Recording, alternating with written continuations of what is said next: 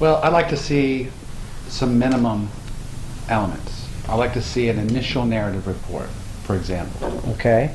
And that initial narrative report is going to cover minimum the patient subjective complaints, the history of the accident, Okay.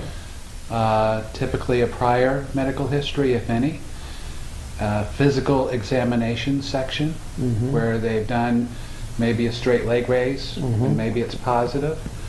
But basically examination cervical, mid, lower spine, if those were the chief complaints.